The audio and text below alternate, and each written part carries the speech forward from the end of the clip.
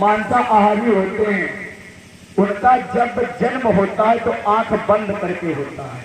अब ध्यान से सुनिए और सोचिए कि कौन से ऐसे जीव हैं जिनका जन्म आंख बंद करके होता है और वो मांस का सेवन करते हैं।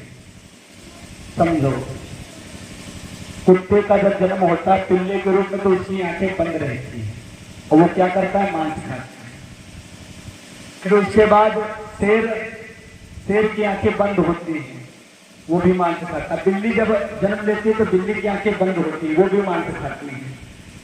और जहां तक कि जितने भी जीव हैं आंख बंद करके जब पैदा होते हैं तो ये मांस खाने वाले पैदा होते हैं, लेकिन जितने आंख खोल के पैदा होते हैं इनको मांस खाने का अधिकार नहीं होता। जैसे कि गाय, बैल, बकरी, भैंस ये जब जन्म लेते हैं तो इनकी आंखें खुला रहती हैं और इंसान की भी आंखें खुला होकर ही जब अगर हम आंखें खुला होकर जन्म ले रहे हैं तो हमारा अधिकार मांस खाने का नहीं है।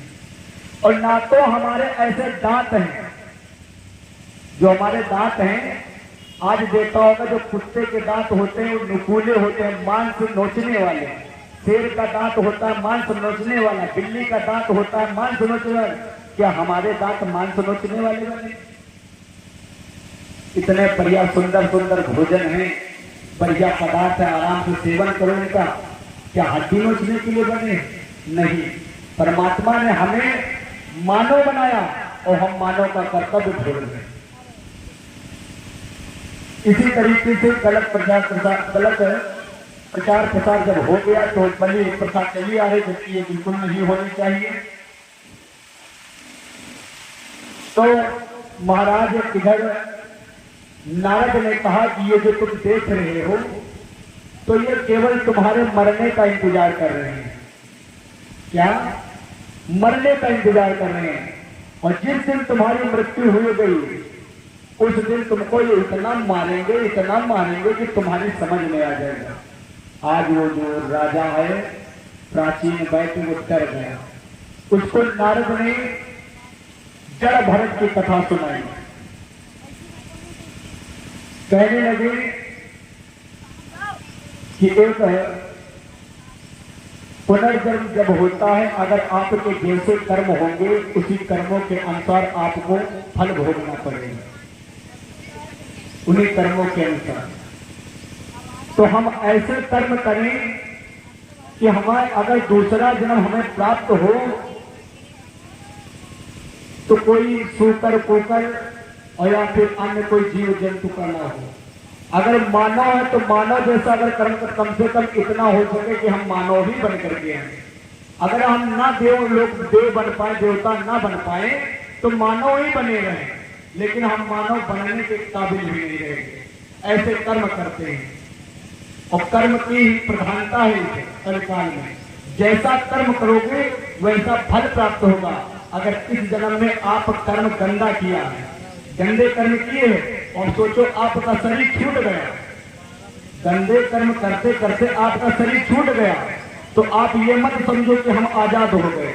आपको जब अगला जन्म प्राप्त होगा उसमें आपको उसको भुगतना पड़ेगा। और जब अगर आपने इसी जन्म में वृद्धावस्था में आपने जो गंदे कर्म किए होंगे तो उसका तो फल मिलता ही है, लेकिन जो थोड़ा बहुत बचा होता है वो अगले जन्म में हमें मिलता है। बहुत लोग संत महात्मा क्या कहते हैं, पूजा पाठ करने वाले क्या कहते हैं कि हम इतनी ज्यादा पूजा करते हैं, इतना ज्यादा पाठ करते हैं और भगवान न जाने हमारे साथ कौन सा खिलवाड़ करता है कि हमें सब दुख ही दुख उत्पन्न होता है। और ये विद्या की तरफ से भगवान के चरणों में 10 मुद्रा समर्पण है। भगवान का सदैव कल्याण करे, कुबेर जैसे भंडार होते हैं।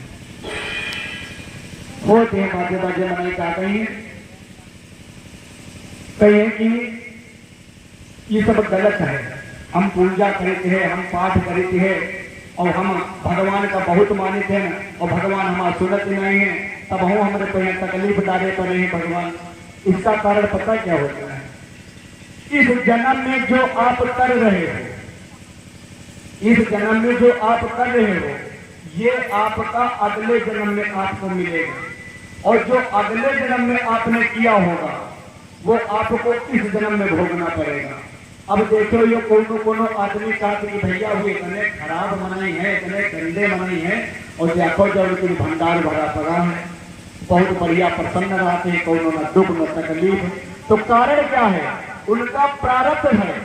प्रारब्ध का मतलब कि उनका अगले जन्म का कोई छुपा हुआ है, उसका आज ये सुख भोग रहे हैं। और अगर इस जन्म में वो गंदे और निंदनीय कर्म कर रहे हैं तो वो अगले जन्म में अवश्य तैयार हो गए। भैया कोई भी बीज बोया जाता है तो तुरंत उसका फल नहीं मिलता है, वो पहले उसको सिंचाई की जाती है, गुड़ाई की जाती है, फिर उसके बाद बड़ा होता है, बड़ा होने के बाद तब फल प्राप्त होता है। इसी तरीके से अगर हम इस जन्म में कर्म अच्छे करेंगे तो हमारा अगला जन्म जो है वो अच्छा आएगा, और अगर हम बुरे कर्म करेंगे तो अगला जन्म। और बहुत लोग का कहिए अब हमका क्या पता भगवान दुख दे रहे हैं, अगले जन्म में हम कौन कर्म करना है।